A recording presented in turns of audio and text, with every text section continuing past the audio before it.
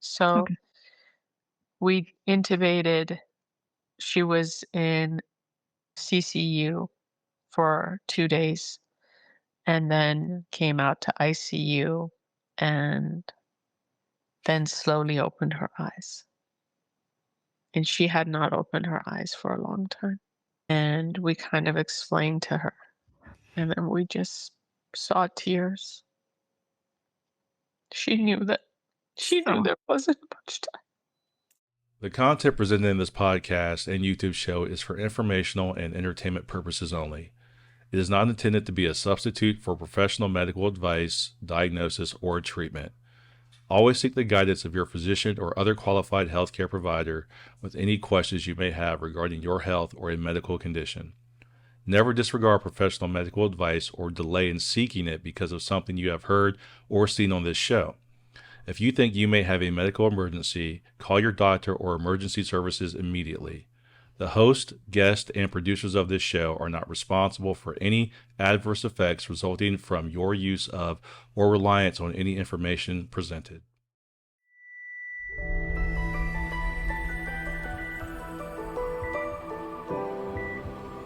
Andrea, can you hear us?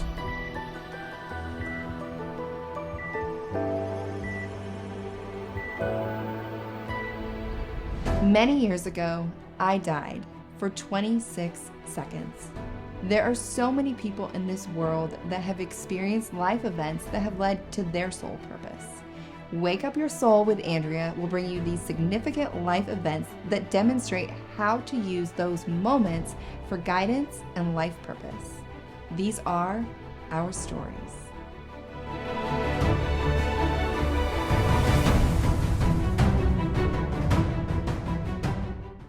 Hi, everyone, and welcome back to another episode of Wake Up Your Soul with Andrea Lynn. Today's guest is Chef Penny Davidi. She is a Food Network chef and a Bravo personality. Let's welcome Penny to talk about how her life has taken a few unexpected turns. Hi, Penny. Welcome. Good morning, Andrea. Thank you Ugh, for waking up my soul. Yeah. gosh, well, we'll see about that.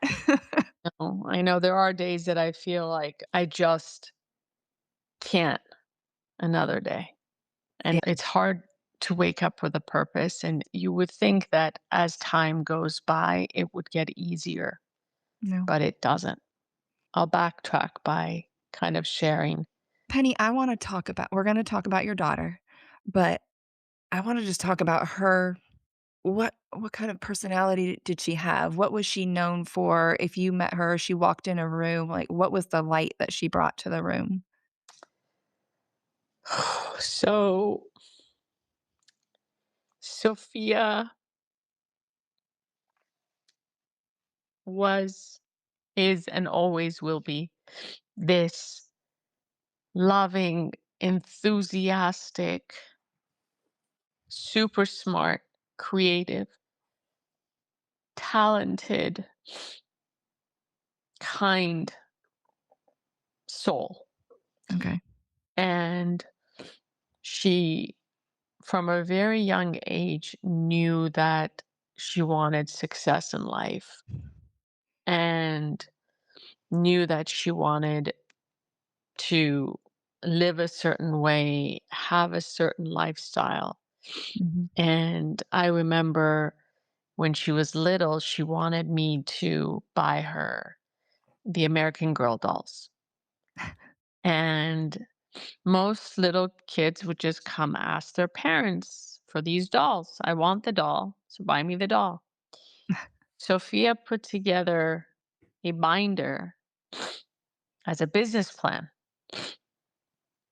and she made sections in it where she said, okay, if I wash the dishes, I get $10. If I wash your car, I get, $5. If you ask me to bring you water, I'm going to charge you $1 for every time I grab you like things like that. She put together a plan of what she needed, how much money she needed to get the doll.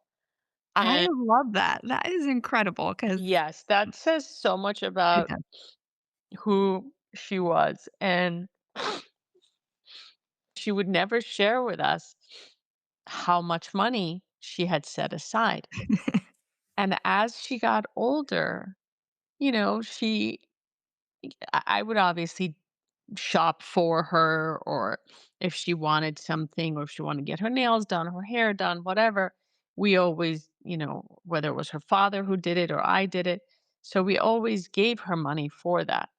But she never would share how much money she had. And she was like, I'm going to buy an apartment building and this is what I want to do. And I want to go into marketing. And it was only after she passed that we found her bank account and she had all this money saved up. And I was like, oh my God, Mm. she really had a plan. So this wasn't someone who thought that life was going to be cut short. Yeah. This was someone who lived life to the fullest, but in the most innocent way. Mhm. She wasn't a drinker. She wasn't promiscuous. She wasn't into drugs or smoking. She was into academics, travel, Wow. fashion, food, friends, family, and her dog. That's what she was into. She sounds like such an amazing role model, and I'm happy you're at least talking about who she was as a person and sharing these stories about how she lived her life, because your own personal story is very valuable, but sharing her story through your eyes is also very valuable for the younger generation to see a different way Yeah. of living. Yeah. She excelled in school. She graduated Milken High School and went off to USC and graduated, top of her class, summa cum laude, dean's honor roll. And while she was in school, she started doing internships with the E Network. Okay. And, that internship turned into a incredible position with E, where she managed their TikTok page and discovered amazing talent. And she had such a way about knowing, like, if anybody wanted a caption, you would Mhm. ask Sophia. She would know every caption that would be trending. She would know every sound that was trending. And she was so good at PR and Yeah. marketing and managing social media. And, she worked for Spotify. She worked for NBC Universal. So she got to live that life that she wanted in entertainment without my help. Yeah. When I offered my help, it was, no, I don't need your help. I'm Yeah. going to do this on my own. And they loved her. The Yeah. network loved her. And, it went off. She went on to doing projects for the girls from Vanderpump Rules. She managed the social media page for Something About Her Mhm. and did unbelievable with these viral videos. And so, and this was after she got sick. Ugh. She didn't stop. She was determined. Yeah. When in 2019, she set off to Australia to do study abroad. Okay. And it, was part of the program from USC. So she picked Australia. Mhm. And while she was in Australia, she got very sick. And they ran tests and they did all kinds of things and they found nothing. When And you say very sick, what does that mean? Like, was she throwing up or just she felt she hard? had stomach pains and she had stomach pains and bleeding, and they didn't know if it was something going on in her stomach, but there was no Nothing thought about in the brain. Nothing. And so January 2020, COVID, right? It was right at the heat of COVID. By March, I brought her back to LA, like right when they were going to shut down everything. I brought her back home, and she had lost a lot of weight, and took her to the doctors. Everything seemed to be fine, and she no longer had those issues, but Mm. she started complaining of really horrible headaches. And we continued with the I'm tired and just the inability to move and do much. And again, tests after test after test, and they found nothing. She did have a history of Hashimoto's. Mhm. With the headaches, did they do any brain scans? They did, but they saw nothing. Wow. So, she had Hashimoto's, so they thought maybe the fatigue is from Hashimoto's. And then in 2021, in January, she had the first dose of the Pfizer vaccine, Okay. and the headaches got really bad. So went to the doctor and I said, "You need to do a major MRI with a contrast." So when they did the MRI this time, they thought, "Oh, she might have MS." They thought it was MS. Yeah. And they said, "Let's just keep an eye on it," because then she started losing her balance. So it was the headaches, waking up every morning with a headache, and the loss of balance, Yeah. and the eyes weakening, and the limbs weakening. So it just was like starting to consume her. Meanwhile, we're at UCLA running tests. Still, nobody's saying anything about cancer. Mhm. And sometime in like late August, Wow. we girlfriend of mine says you need to just take her to Cedars and take her to see another neurologist. It makes no sense. Yeah. So we went to Cedars, we saw the neurologist. He did a different kind of testing, and he said she has a brain tumor. But they couldn't tell the degree of brain tumor. So they wanted to do a biopsy because it was in her brainstem. Oh. And so we did the biopsy the day after her birthday in October. And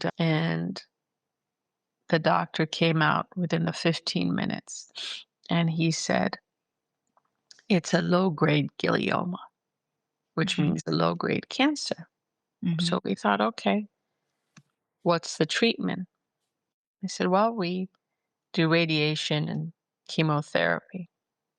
And so I said, I have one ask of you. And this was in 2021. Okay. I said, don't tell her it's cancer. I said, how can you keep something like that from her? I said, because you can't tell a 20-something-year-old that she has brain cancer. She's not going to fight. She's going to give up. And I want whatever time she has left to be the best. I want her to be able to live as much as possible. So please, just don't tell her it's cancer. So they agreed. And it's amazing that they agreed. Yeah. That's what I was thinking. And they came in the room and they told her that you have a low grade brain tumor, and we're going to start you on treatment, and you're going to be fine. The treatment is 5 weeks. Yeah. So for 5 weeks, she did radiation 5 days a week, and she was taking, chemo orally. Yeah. And she lost very little hair. It wasn't obvious, and it grew out so quickly. So it wasn't Yeah. anything. But at the same time that she started this treatment, I took her to a holistic healer because having practiced acupuncture and herbs for so long myself, I knew that that would at least strengthen her immune system to be able to fight Yeah. the effects of the chemo. Yeah.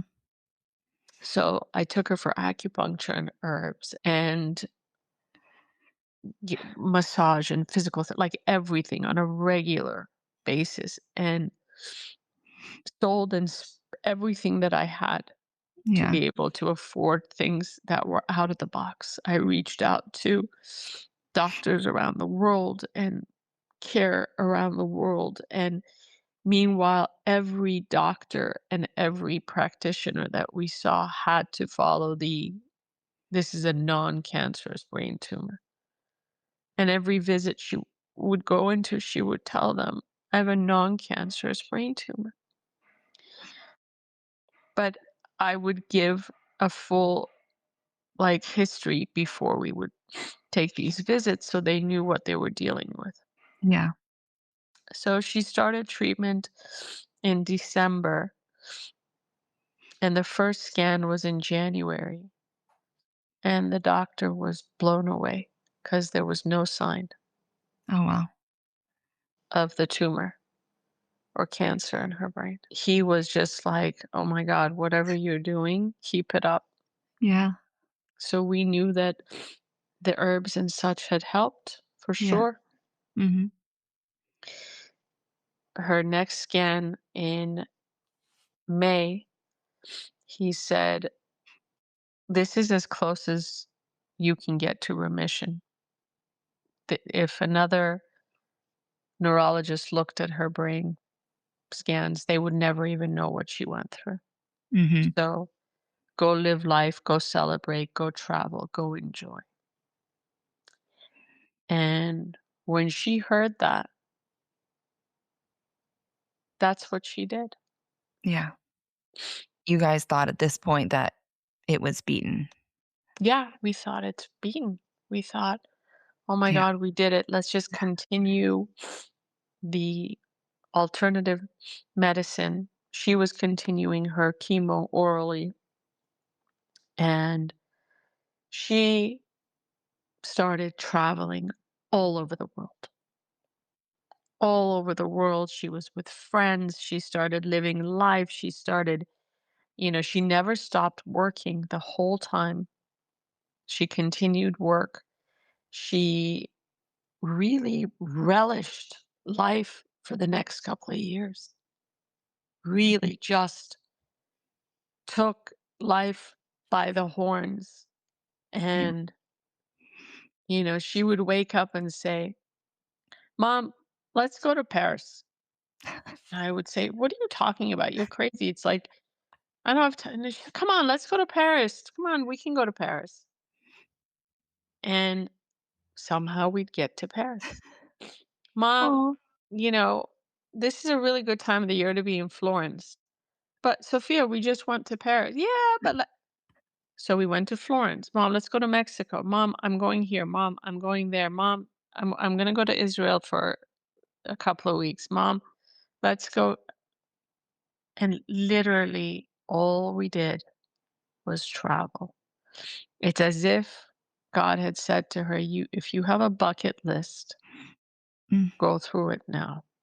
I was gonna ask you that, but yeah, you're answering it for me. I was wondering if you had a feeling like there was some sort of, yeah, God, divine source in this where, because I was wondering, is this how she would have just lived life in general, or if there was just, for whatever reason, something that sparked that within her to really just start making the most of life?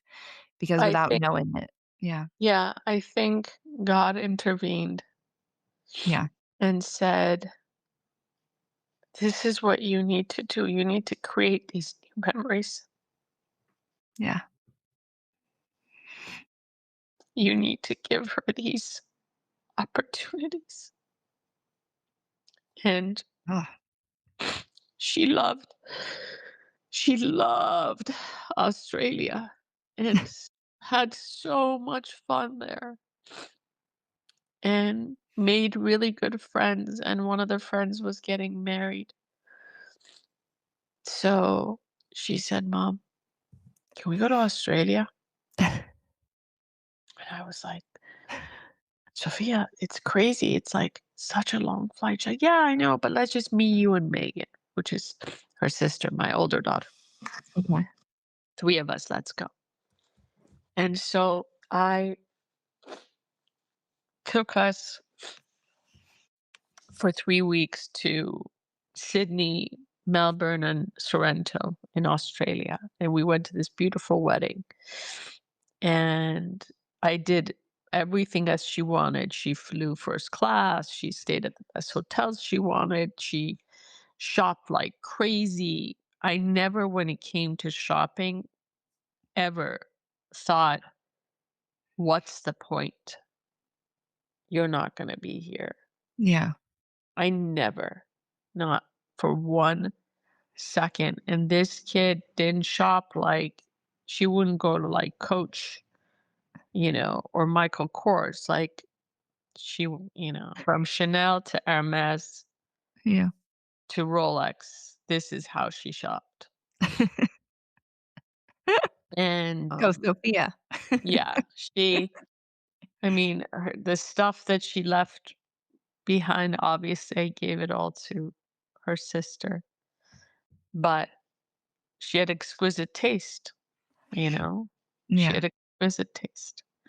So we did this big trip in Australia and at the wedding, and she was living her best life, dancing, having a great time, and she had started talking to this boy. So she was like excited about coming back and, you know, the hopes of that dating Mhm. and marriage and, all this stuff. She felt like she had the rest of her life ahead of her. Mhm. So we come back and she says, my left knee is feeling weak again. Mm. And I'm kind of losing sensation in my left hand. So we said, okay, let's start going back to the doctors. And we went, they didn't see anything. Did you have any gut feelings at this moment? Like, thinking, "Oh, no, it's back," or just Well, like, the "Okay." whole time you have anxiety. Yeah, You are okay. just living in a state of constant anxiety. It And fear, doesn't go, I'm sure. Yeah. when your child, once you hear the word cancer, your life is not your own anymore. No. So it takes over. Mhm. And so we went back to the doctor again, and they said, we see something, but we can't really determine if whether it's the cancer coming back, the tumor coming back. They still are not mentioning cancer. Yeah. The tumor coming back, or if it's the cause of radiation necrosis. Okay, yeah. Radiation necrosis is almost as bad as the disease Yeah. because it's dead tissue that can't regrow Yeah. and ultimately will paralyze Yeah. different parts of the brain. So she says to the doctor, if it is the tumor coming back, would it be cancer this time? And so he looked at me and I said, it's okay to tell her. Yeah. And he said, yeah, unfortunately, if it came back, it would be cancer this time. Yeah. So, of course, she's freaked out. Oh, poor baby. We said, okay, what can be done? He said, well, there's a clinical trial. we can try that.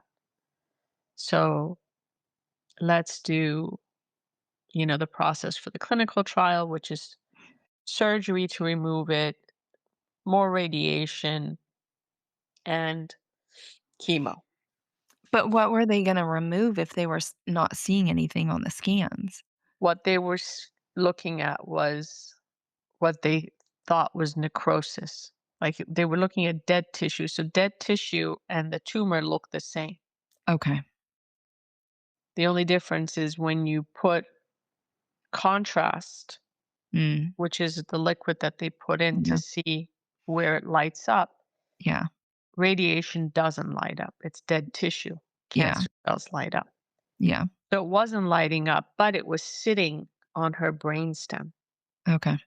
which, you become paralyzed if you don't have your brainstem, right? It's the Yeah, freeway path of where all the nerves are going to the yeah, brain, yeah. communication. So she was optimistic about it. I even have a video of her just like, I'm going to be okay. This is fine. You know, I've been through this before. This is fine. They're going to go in there. They're going to get it out, and there's no mention of glioblastoma at this point. No one's talking about Okay. Wow. glioblastoma. So they go in. She's in surgery for 8 hours. They remove it. They come out and they say it wasn't cancer. It was just radiation necrosis. Oh, wow. So we were like, holy wow, Yeah, that's unbelievable. That's amazing. yeah, And so that period gave her all the reason in the world to want to continue to fight, yeah, to make it through to and she went to California rehab, and we got her therapist, and she was excited about walking again, and she was okay if she had to sit on a wheelchair. She thought all this was temporary and it was going to yeah. get better and it was going to get better and it was going to get better until April 4th, 2024. Okay. She woke up one morning and said, "Mom, I can't see out of my left eye." And we said, "Okay, you know, let's let's go to the hospital and see what's going on."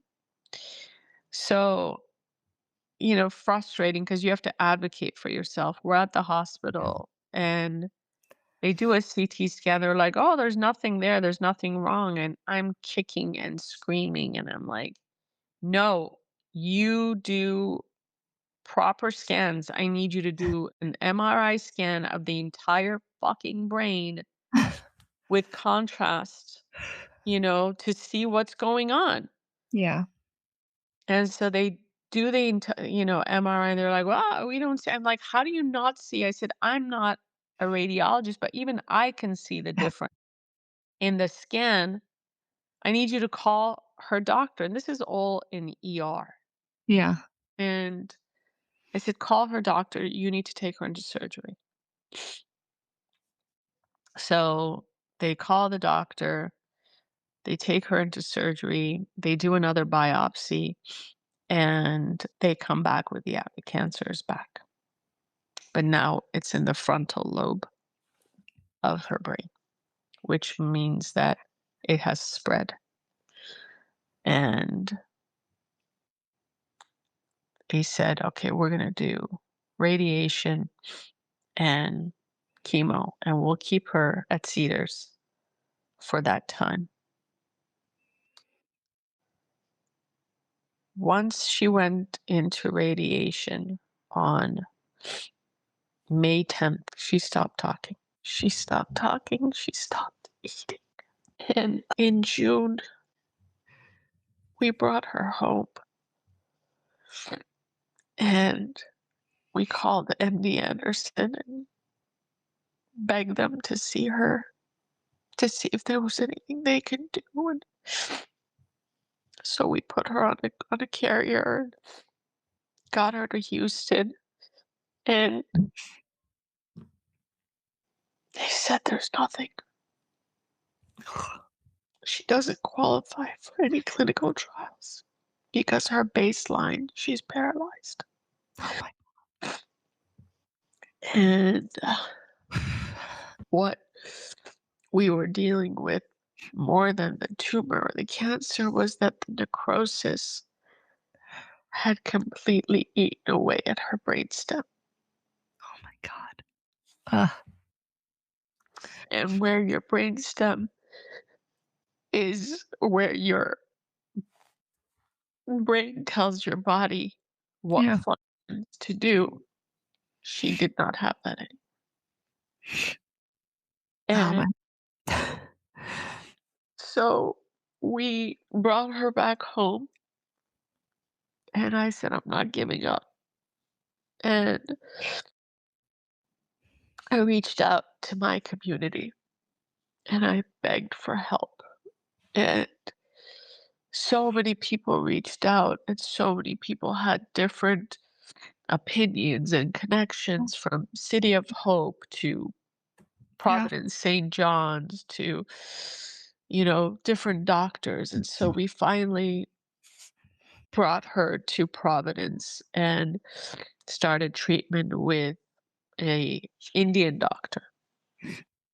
And he had resources that were different. Yeah. From Mexico City, there was a trial with gallium. And these things cost so much money. It was like 15,000 a month with the gallium. We brought that.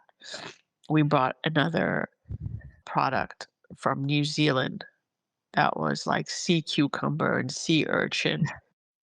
We brought that. That was another 7,000 a month. I mean, we tried different chemo orals, everything. And she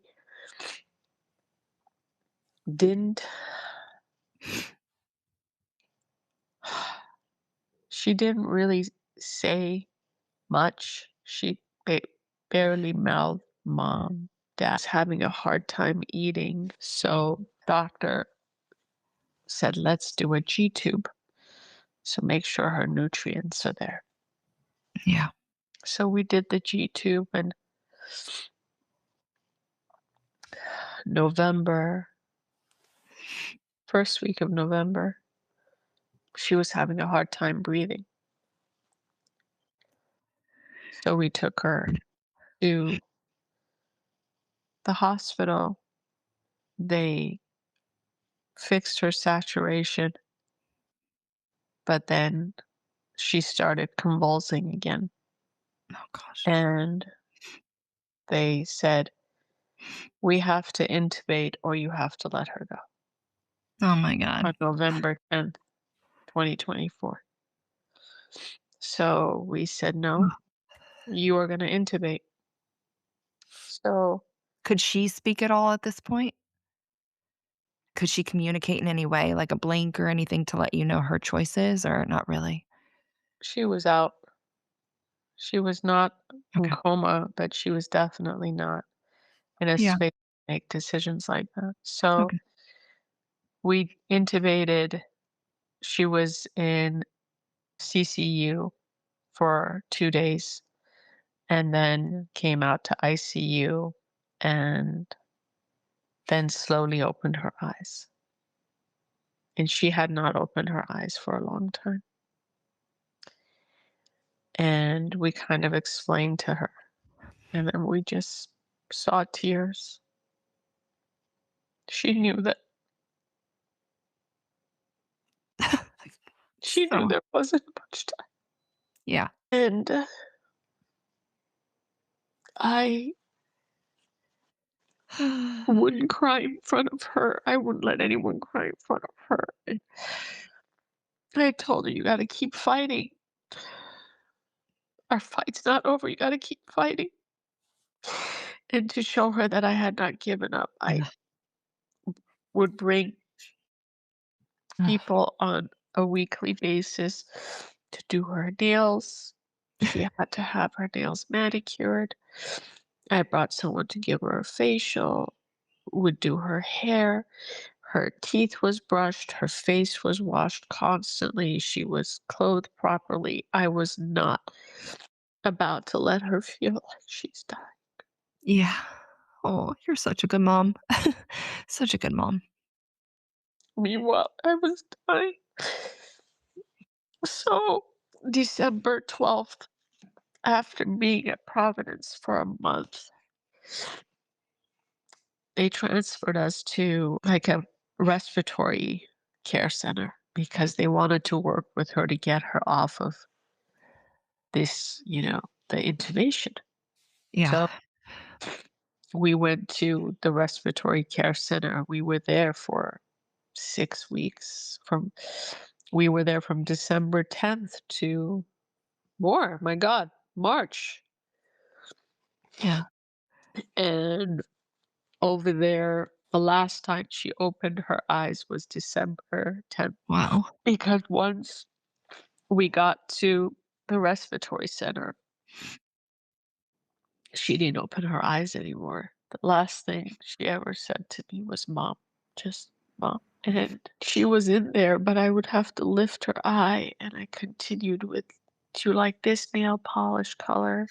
Or do you like this nail polish?" And she would communicate with her eyes. Yeah. They would sit her up. They did everything for her to feel like she's gonna pull through, Yeah. to keep fighting. Yeah. And we didn't give up. Yeah. And so in March, we brought her home, and she was home for less than 2 days, and we had 24-hour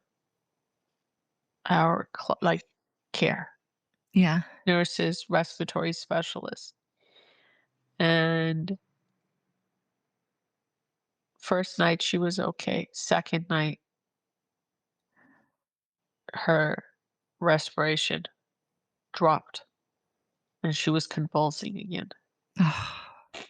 So we rushed her back to the ER, and after a week, they send us to a different respiratory center. And over there, we start bringing a physical therapist, and we start seeing progress. She starts, sitting up more, moving her head, Hmm. no sensation on the feet or the hands, but we were like, we can live with that. We can live with that. But she still wouldn't open her eyes. And 2 weeks before she passed away,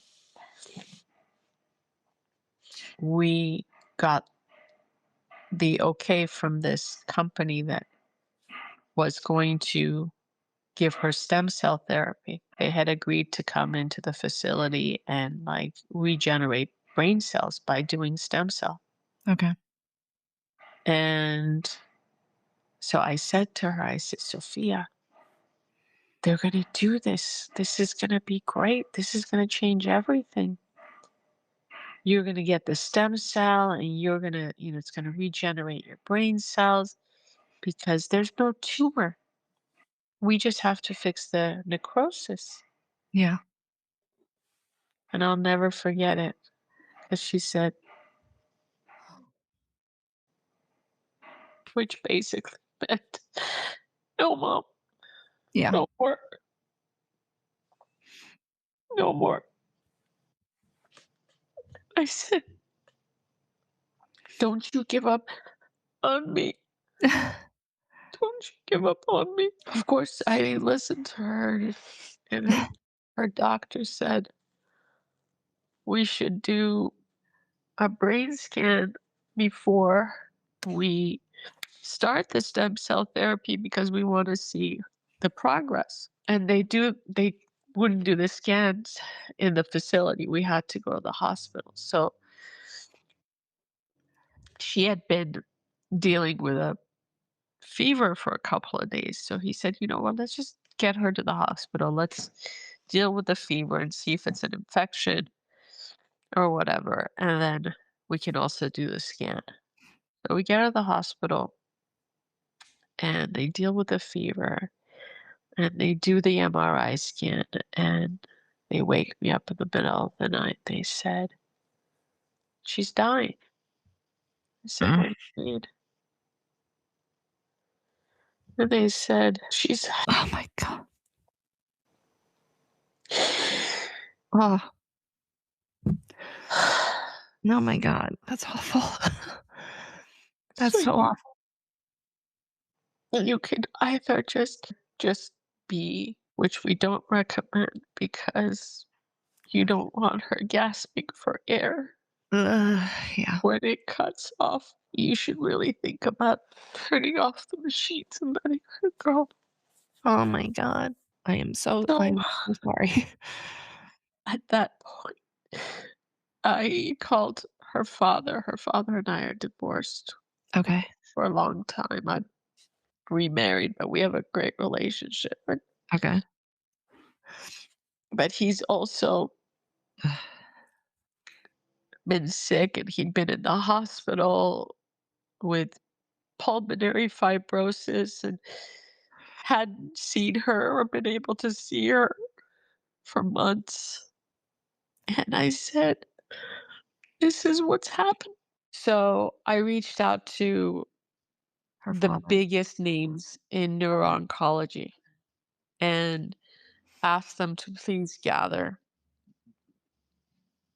and see if she was going to die. We would want you to take her on the operating table and try and remove this and fix the hemorrhaging. Mm. And they said, okay, give us 24 hours. And we did. And they came back and said, there's no possibility. I mean, I completely get where you're coming from. That's very much my personality too, where it's like, well, if you're telling me this is the end regardless, let's take one more stab at it. There's nothing we can hurt. Right. And I didn't know how to pick a day. How do you pick a day? Yeah. And so my daughter, her sister said, all right, Mom, Wednesday at 4:26 p.m. Okay. Turn off the machines on that day. How did she pick that? I don't know. Huh. Okay. I don't know. So for the next couple of days, everyone who wanted to see her came and said their goodbyes. And we turned off the machines at that time, and I laid next to her and sang to her. And that was on a Wednesday. She passed Saturday Oh, wow. at 12 p.m. She passed Friday Okay. at 12 p.m. Okay. And her rabbi came before she passed and said, I'm going to do a prayer for her. And she was asking the temple, like the hospital, do you guys have any kippot? Like, Yeah. the little yarmulkes. Yeah. And the chaplain said, you know what? I went to a bat mitzvah one time. Let me go get it because I think it's in my car and I keep it for these moments. Yeah. Andrew, you're going to lose your shit when I tell you this. So she goes to the car. This is before she passes, right? Yeah. She goes to the car. She comes up and she gives the kippah. And first of all, it's the same color as Sophia's from her bat mitzvah. Uh-huh. And I thought, oh, how sweet. The rabbi opens it and has this, like, her jaw drops. And I said, "What's the matter?" And she turned around and she said, "This kippah is from a bat mitzvah that was to date 10 years ago." So Sophia passed away on 6/27/25. Okay. The date inscribed in the kippah was Yep, 6/27/15. 627. Okay. Same So exact. 10 Yeah. years exact to the date. Yeah. And the little bat mitzvah's girl name was Sophia. Oh my gosh. So Oh. she put that in Sophia's hand, told her to, she put it in her hand and held her hand. And as she said these final prayers, she took her last breath. Oh. That is a very hard story to hear, but I love how that ended because it feels so divine. Like, I hate to even say it that way, right? Like, you don't wanna love something like that, but gosh, like, if there ever was gonna be a way to, like, show you that there is another side to this world, like, that was it. And she does nothing but come to me and her sister. So she comes in so many symbols, so many ways, so many different, you know, ways of showing up for us. And like one way was we buried her on a Sunday, and her father has been waiting for a long time for a lung transplant, right? Uh-huh. Uh, the day after we bury her, he gets the call that they found lungs for him. Oh. So this angel is up there working her magic. Yeah. And the only way that I can put one foot in front of the other every day, and the only way that I can tell other mothers and other fathers and other people who've had lost ones and in their grief journey, the only way that you can wake up your soul every day and take on the world when you've had such a loss is to really believe in your core that they have just shifted shapes, Yeah. that they're not gone, that you can ask them to come to you when you need them, you can talk to them, you can, I like to think that Sophia is in heaven handling the TikTok page for God. There And you go. she's doing all the restaurant reviews that heaven has to offer. And she's getting to do her favorite thing in life is to travel.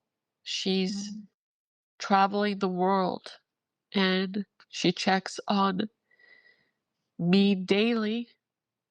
Daily, I have a hummingbird that comes and sits in front of my window every morning when I'm washing the dishes and I'm having Oh. my coffee. And I know it's her. Yeah. And she planted this new dog puppy in my daughter's life, for her sister. And even that, I was like, there on Sunday, and I'm looking at the dog, and I'm like, Sophia, are you in there? Similar Because it's energy. similar energy. Yeah. And so if we can just accept that will see them physically again soon, Yes. and that these souls are so precious that they come here to get something done, and they're so needed by God Mm. that they have to go on to the next thing. Yeah. And I have made it my mission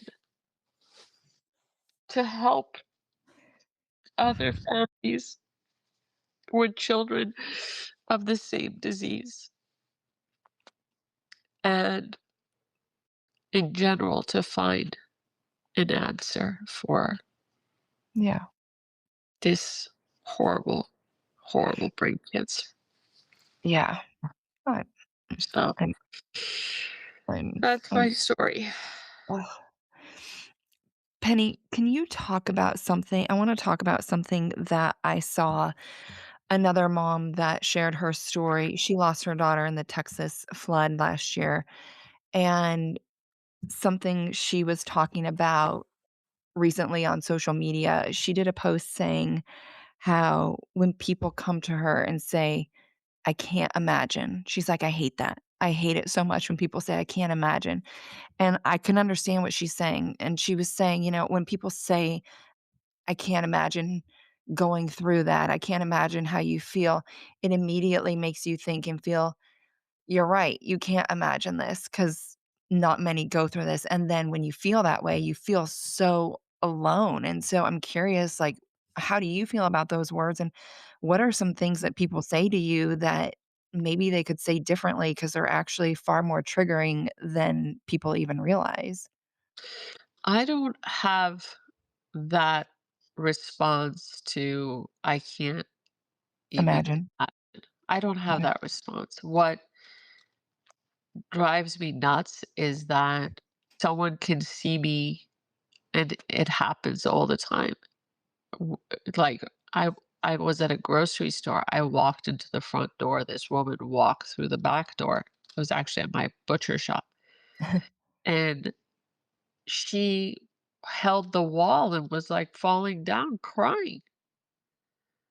And I walked over to her and I said, "Are you okay?" And she said, "Oh my God, I have to tell you, your daughter," like, and I was like, "Oh my God, I cannot lift everyone up. So please, when you see me, control yourself. Yeah. You can," and I'm very vocal on social media. So I was very clear. When you see me, come up to me and give me a big hug and a smile. You don't have to say anything. Yeah. I will take that hug any day, but when people come up to you and they're crying, You're gonna break down with them. I'm gonna break down, and I can't break down every day. But like I find that I keep away from places because I can't. Yeah. Like her best friend got engaged. Sophia's best friend got engaged, and God, how much she would want to be there for her, and Yeah. how much I wanted to be there for her. But I realized if I go, there's gonna be such a focus on her not being there and people collapsing. I Yeah. can't do it. I Yeah. can't do it. So my biggest ask of people is when you see me, and sometimes people will come up to me and say, "There's nothing to say." And I'd say, "Yeah, there's nothing to say." And they would just give me a hug. Hugs. Yeah. Just hugs. That's all. Yeah. That's all I ask. Yeah. So we have to protect ourselves because, there's also a need for people to, I don't know if it's like the curiosity of death or how people deal with it, having lost a child. It's just bizarre to me, you Mm. know? Yeah. But yeah, no, I don't get "Oh, I don't know how you do it." I get a lot of, "You're so strong." You don't feel that, do you? No, and I don't want to hear that. "You're so strong." No, I'm not strong. I'm a mom who's Uh, fallen apart, yeah, who's broken on yeah, the inside so badly. But I have a choice. I'm not mhm, gonna say I don't have a choice. I have a choice. I could take a knife and stab myself and numb the pain, which you almost feel like doing that every day. Or I could choose life because I have another child who I want to see married. I want to see my grandchildren. yeah, I have a husband who I love and adore, and yeah, he deserves to have a life. My parents. So I don't say I don't have a choice but to live. yeah, I choose to live. yeah.